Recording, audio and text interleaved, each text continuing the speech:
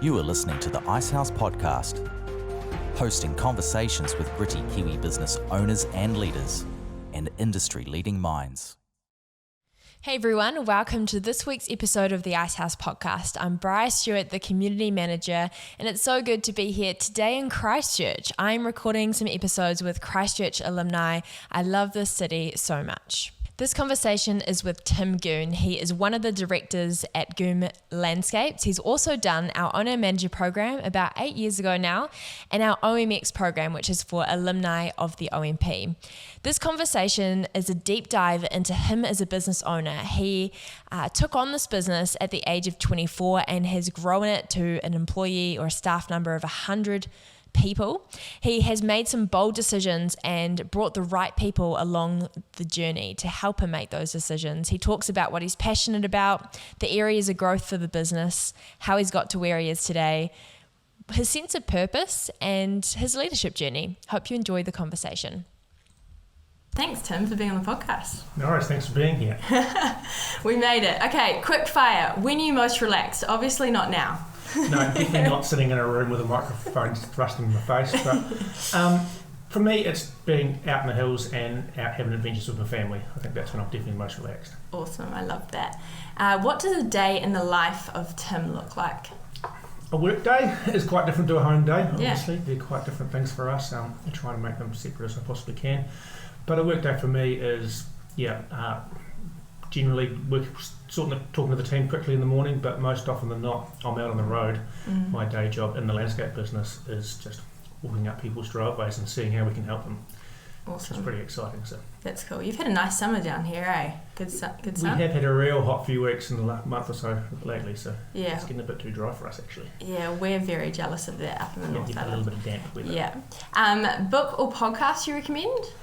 Yeah, that was a tricky one because I'm not much of a reader. I do a lot of reading, but I do a lot of audiobooks. Yep, so that counts. That's me.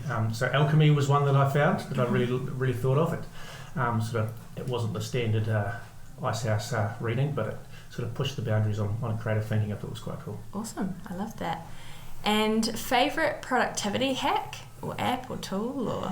Yeah, I kind of struggle with that. Yeah, fair enough. I'm not really IT based, to be totally honest. That's fair. It doesn't quite align with landscapes. I still rock a notebook. Yeah. That's me. I still rock up every day with a piece of paper and a pen. Mm-hmm. So I don't really have any major hacks in that respect, I don't think. Yeah, that's a hack. I also use a notebook. It's awesome. What excites you the most about 2023? Excites me the most about 2023? I think it's probably seeing the team that we've finally developed grow into their roles and see the productivity they can produce this year. Yeah. We spent a lot of effort on that, on the design team and the operations team as well. Yeah. And I think they're going to really blossom this year. Awesome. So I think that'd be pretty cool to watch. Cool. Yeah. Well, let's jump into it. I like to start sort of the main meat of the conversation with this open question. Tell us a little bit about yourself and what you're passionate about.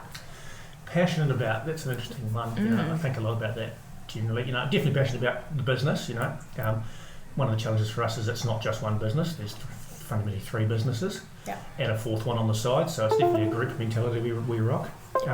So I'm definitely probably passionate about the landscape business because that's what I grew up in. And the others have sort of been the landscape, the swimming pools and the nurseries have been tacked on over the years, but they're becoming more passionate as I grow into them. Cool. Yeah, no, that's cool. Yeah, any like hobbies or things? Yeah, so that work-wise, that's easy. I really love what I do. Like I said before, walking up a driveway is fantastic. Cool. These little old ladies or some random person you've never met before in your life, and you've got to off the cuffs think of something straight away. Yeah, that's good fun. But no, like I mentioned before, out in the hills, fishing, hunting, spending time with my family. Cool. That's really my driver to get away on the weekends and do some exciting things like that. Can you explain to me what that feeling is like, walking up someone's driveway and not knowing what to expect on the other side? Yeah, you might have a snippet from a one-line email that they've sent through and True. I want a swimming pool. Yeah. But often you get there and you go, no, I don't. Yeah, it's a really challenging one. You start with introducing yourself, and then some of the times they haven't been there for very long. Yeah, and, true. I had one this week where they haven't even moved into the house yet. Wow. So we're both walking into the house effectively the first time, and I'm on the cuff trying to ask them how they live and how they work. And true. So, yeah. And it's not dissimilar to this, just basically interviewing them first. Mm-hmm. But and sometimes you just have a mind blank and you come up with nothing. Yeah. And then you revert back to process. Okay, cool, this is what we deliver. But if you can come up with something clever, it's quite cool. So do you really enjoy the creativity behind it? Yeah, absolutely. I think that for me in the landscape team, that is the absolute one of my major passions. I've got to be careful in my job not take over, because I end up having to hand it to one of the design team. True. Who would then put their twist on it and take on it. It's not actually my job to be the creative. Yeah. My job is to get them signed up and understand how we can help them through the process. Yeah. And what pieces of the puzzle we can help with. So it's being creative enough, but not giving them all on the first free meeting, effectively. Yeah, no, that makes sense. So how did you get involved into the business? Explain that journey to us. It's a long one for me because it's a family business. Yeah. My father started the landscape business 40-something years ago now, and I did everything in my teenage years and early career to fight and not go into it. Every other career I could possibly think of. And I literally had a couple of weeks gap in my schedule from the thing I was trying to do at the time, which was fishing guiding. And I said I had a couple of weeks schedule, and then went and pushed a wheelbarrow, and it all was uphill from there, I suppose. Honestly, that is way more common than I think when it comes to family business. Like, hearing the answer, I tried every single thing possible apart from being in the family business, and here I am. Yeah. But obviously enjoying it and found your place within that. Yeah, I did. Yeah, it was an interesting journey into the business. When I was, went overseas, did the OE thing, and came back and started working literally on the tools. There was no construction team at that point in time, and I was just out pushing wheelbarrows and digging holes and doing landscaping. And about 6 months into that, my father rocks up and says, "Oh, I'm retiring. Either I'm closing it down or you're buying it." Whoa. So, okay, that was an interesting dilemma at 24. Whoa. So it was a much smaller team and different business at that point. Totally, but still. So that was quite a challenge, and then so I had brought a business partner in who was involved in the business at the time. Yeah. And then him and I grew it for 10 years from there, which was really cool.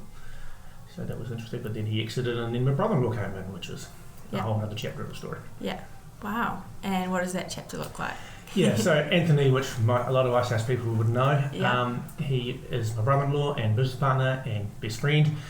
So we spend a lot of time together and do a lot of things together. So he came into the business, is it 9 years ago now? It's always a challenge, I think. As what at that stage it was just the landscape business. Yeah. And then we grew the business, the landscape business, and then acquired the nursery business off my father. My parents still owned the nursery business at the time. And then probably 4 years ago, we purchased the nursery business and brought that into the fold, which has been fantastic as a integration, nice bit of vertical integration there. Yeah. And then, I think maybe another 3 years ago, we purchased a Compass Pools dealership. So that's a swimming pool business, which again integrates beautifully into the landscape side of things. So and that's definitely Anthony's passion. I probably would still be just a landscaper if it wasn't for him. So that was interesting. So it sounds like he helped sort of push the growth or some of those bold decisions. Absolutely, yeah. Well, he pushed me into the Icehouse course, which was the very first thing he did. Awesome, so, thank you, Anthony. Yeah, probably to answer one of your questions that's coming up later. His prerequisite of buying into the business was you have to do the Owner Manager course. Otherwise, he wasn't going to do it. Wow. Basically, so we'd be aligned because he had done it for his previous businesses. Yeah. And and if we weren't thinking the same way, it wasn't going to work. Yeah. What a legend. Yeah. So thanks, Anne. He's pretty good. That's so cool. I love that. Kind of going off on that theme, when he said that, did you have any hesitations about jumping on Owner Manager Programme? Oh, absolutely. Schooling wasn't my forte. Yeah. I left school at 16 and never went back. So I was nervous about going into any learning environment, for want of a better word. Totally. Not knowing what I was going into, pretty blank.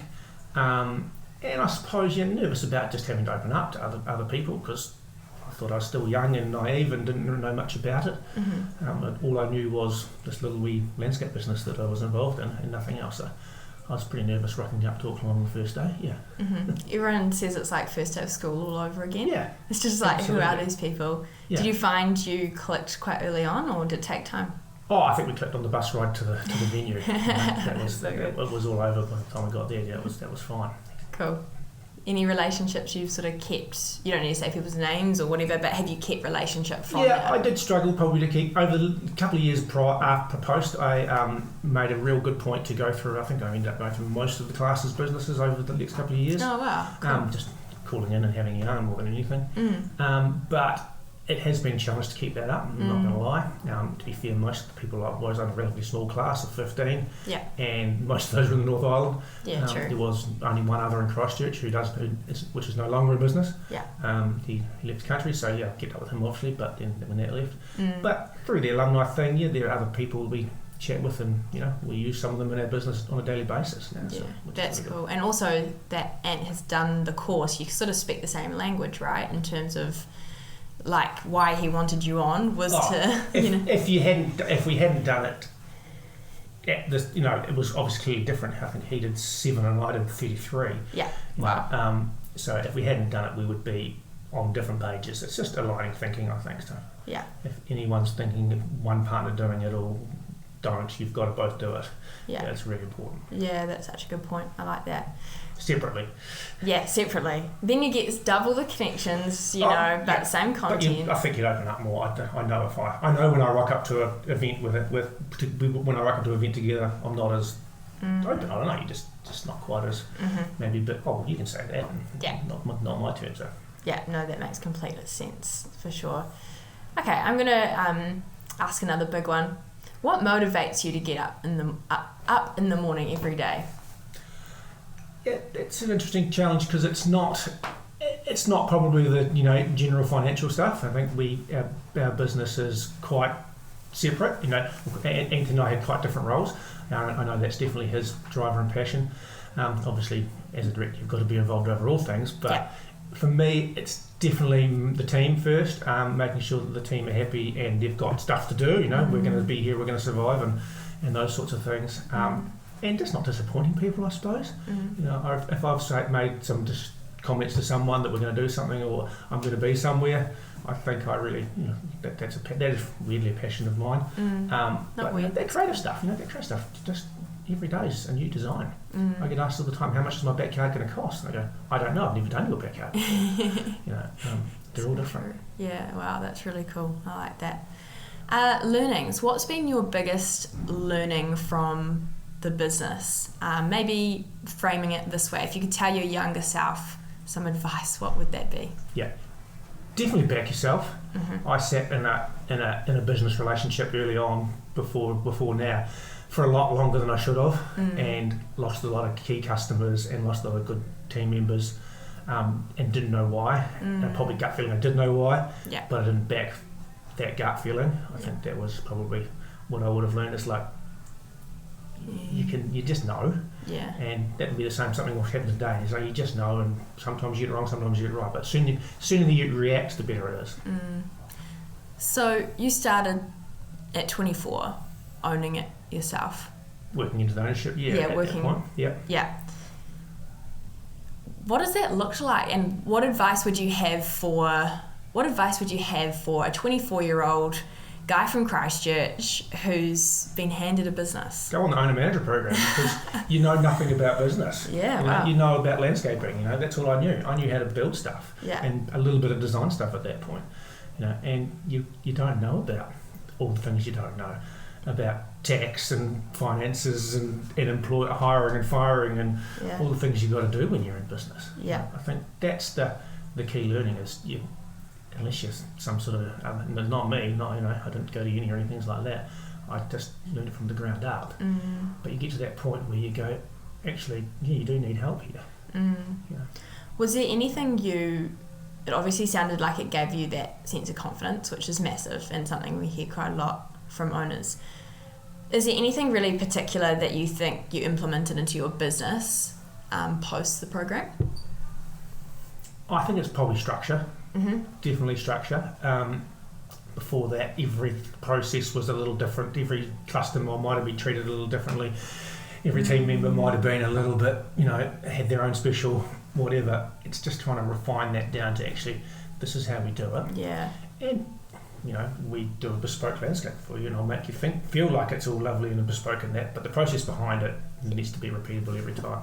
Yeah. I think that's the most important part of it. That sounds like efficiency too, and being able to make things work better to cost as well if it follows the same process rather than changing each time. Tick the same boxes on the way through, the result should be fantastic at the end because you've gone through the same boxes. So you've been doing this since 24. How do you celebrate success along the way? Like, what does that look like for you? Yeah, it does get harder, I think, to celebrate because you just get into the mundane, cool, tick that one off. Yeah. So that is a real challenge. We're lucky in our business because we've got this sort of group growth mentality where we seem to accumulate other little businesses and bits and pieces on the way through. So there's always good challenges and celebrations around that. But to go back to the core stuff, we really try and get down to that. If we've finished someone's backyard and they put a swimming pool and a beautiful fireplace or something like that, just go to beer with them. Yeah. That's really cool. Yeah. Awesome. And try and get the team out, as much of the team out to those things as possible, and let the people on the ground that built it and worked on it celebrate their way through. And you must have that moment as well where you see the final product, right? Or do you not always see the final product? To be honest, as it gets bigger, it's getting harder to see the final product. Sure. As everyone gets spread a little thinner on the ground. But no, we're lucky enough if things have gone well, they'll buy us back and we have great times. Yeah, so true. And then you put things into awards. The award season's coming up again soon, so there's a bit of buzz around the office about what's going in and should we get this photographed and that photographed, and that's a form of celebration in itself. It is, yeah. It's big. And touching on what you said around, like to go grab a drink with that, that client or supplier or person in your team to actually just raise a glass to the little moments along the way. Doing this podcast, I hear so often from business owners, it's like, I don't celebrate success, I just move on to the next thing. But actually, it doesn't need to look like a massive party with 100 people. It could look like raising a glass at a local bar. It's just as simple as opening the fridge up on a Friday afternoon, so true. A little earlier than you would have normally. One of the key things we did a couple of years ago was move everything under one roof. We had an office and a yard, and now they're all at the yard. So the design team and everyone's under one roof, and the whole admin team was all there as well. So we see the outside team come in and celebrate with just have that Friday night drinks with the design team and the admin team. I think that's a win. But when we're in different positions in the city, that was really difficult and a real disconnect, and that celebration was quite tricky. And you'd see them at the Christmas party, and that was about it. Yeah, totally. Wants me to ask, that has prompted me to just ask a question around culture. Is there any, I'm putting you on the spot, but you're handling it great. Are there any are there any learnings you've had about building team culture in this business? Yeah, I think the major learning is it never stops, and it's way harder than you think it is. Yeah. That's the learning. I think you can't just tick that box and say, "Yep, I got good culture." That's not a thing. You've got to be there every morning, opening the gate, or be there every evening helping unload the truck, or those little basic things like that. They just don't stop, and you just have to keep doing those. Yeah, totally. Great answer. From our experience, owners find it easy to invest in their teams, but not really in themselves as easily. Did you ever feel that way? And if so, what value have you found once deciding to invest in yourself through the Owner Manager Programme or community or whatever? Yeah, I suppose I was probably, am I worthy? Was my sort of biggest probably feeling going into the program. And I still have this guilty feeling of, one of the parting comments of the Owner Manager Programme was, set a day aside or set half a day aside and work on yourself. And I still feel guilty for doing that every time, and to be honest, I don't do it anywhere enough. So, yeah, I definitely see big value in it, but it's got to be done in each individual's way, because me sitting in a coffee shop writing down cool shit to think of, it's not going to happen. I'm far better off driving around my truck thinking of stuff while I'm on the road doing something else. So it's really investing in yourself in a format that works for you. Yeah, that's great advice. I really like that. Cool. In terms of lifestyle, did the Owner Manager Programme affect, any decision making around how you live your life? balance or whatever? Oh, it just makes me guilty that I don't exercise enough now. That you do? No, that I don't exercise. That you don't? No. Okay. Yeah, what about sleep? Do you get enough sleep? Yeah, I think that was one of the major takeaways from me was sleep patterns and habits, and that the resilience was a major milestone in that course for me. Mm-hmm. That's brilliant. And just some real simple little tips like just which is now obvious, but light at night and things like that. So that's been a major for me. Awesome. Yeah, that's really good. I like that. Some staff of yours have gone on the program. That's right. Yep, we put a couple. Crikey. Through three now, I think there is through the what's the other one? What's the next one? The Leadership Development Program. We put three through, and I think there's another one maybe in the wings in the future. Awesome. So it's a really good program. To be honest, for some of them it was a bit of sink and swim. Yeah. And it's really worked for someone, and one it hasn't worked for, to be honest. But that worked in its own sort of roundabout way. Yeah. What are the benefits of your staff going through the program? Oh, it's just exactly the same as Anthony and I going through the program. It's on the same wavelength. It's thinking the same. Why are we doing this? Where are we going? And they are heading in the same direction, which is all it really is. Yeah. I don't think anyone's ever going to come back and go, oh, cool, we're going to. I've thought of this. Here's something we hadn't seen before, and we're going. I think we should go down this path. That doesn't seem to happen, not in our business anyway. And so, that's why we're doing this. Yeah. That's probably more of the point. Yeah. No, that makes sense. Awesome. And so cool to have so many of your staff coming through the program and speaking the same language and different programs as well. I think there's Know Your Numbers and stuff we've done as well, bits and pieces. Workshops, for sure. It's very, very cool. What, just in a more general sense, what does the business owner landscape look like down here? It seems like quite an entrepreneurial city, Christchurch. Lots of go-getters. Is there a sense of community down here between local business owners and leaders? Yeah, we I think it's a relatively small industry, that particular part of the business. Yeah, true. So, we do get on with most of them. There's a small core group of us. I think we're having a beer next week. Cool. And that, which is really good. There's not a lot of angst about that and stuff like that. So I think that's really good, and we get on pretty well. What's the benefit or importance to you in terms of being able to bounce ideas around with local owners that sort of get it, get the challenge, especially over the last couple of years? Yeah, I think bounce the alumni for the Icehouse stuff, they've been really valuable. I know I can ring up pretty much anyone and go, oh, bounce an idea off, and they'll open up more than my mates who own similar sized businesses who haven't done the course. So, I might meet someone at an event, and you'll get on better talking about business with them than you will someone you've known for 20 years. Wow, which I find really amazing with this course, with this association. Wow, yeah, that's kind of mind blowing to me. Obviously, they've gone through that process of vulnerability, so they just feel a little bit more like you've. Yeah, no, that's very cool. I like that. Let's chat about what's next. What's next for you, Tim, and for the business? Me, Tim. Yeah, it's always an interesting one. We've gone through quite a bit of growth and changes by bringing other businesses into the group, and then so Anthony's sort of changing his role dramatically over the last year and the next year or so. So putting general managers and things in. So it's.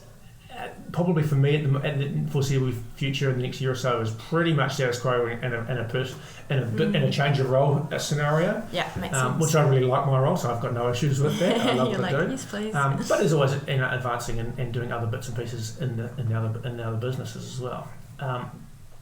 As a group, we've sort of just probably strategically planned to just do what we do better, not constantly grasping for the next major thing. We're not looking to double the size of the team or anything silly like that. Yeah. We'd probably just go, okay, cool, how do we just do better with what we've got as a whole? I think that's probably our strategic plan for the next year or so. Yeah, that's so cool. How big's the team now? Overall, there's just shy of 100 of us between the four businesses. Yeah. Wow, that's big.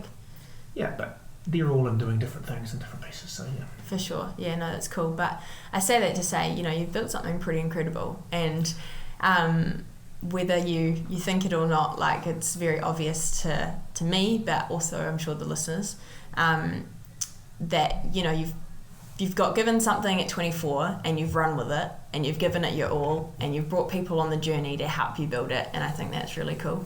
Does it feel like that?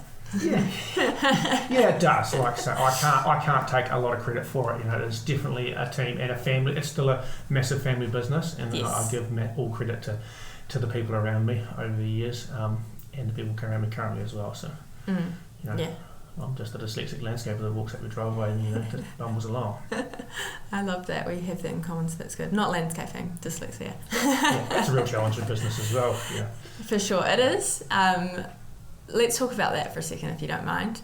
With that, I feel like sometimes dyslexics are just born problem solvers because they have to think differently around certain things. Have you found that in your journey? I don't know whether we're born problem solvers. True. I think school makes us problem solvers That's because the one. we have to find a workaround for every single thing we do. Yeah. I think that's probably a bit of for me, a bit of the way I felt going through. Yeah. So I don't know what's going on the whiteboard at the front, but if I cheat or sneak another way around, I'll get there eventually. Yeah, which has its pros in business, I think, in terms of, you hear a lot of business owners are dyslexic. I think it's a different way of thinking that, helps in the world of business for sure. But yeah, no, that's very, very cool. Awesome. Well, thank you so much for sharing your story, Tim. I really appreciate it. And I have to get Anton too, for sure, eh? It'll be good to hear it. Get him on.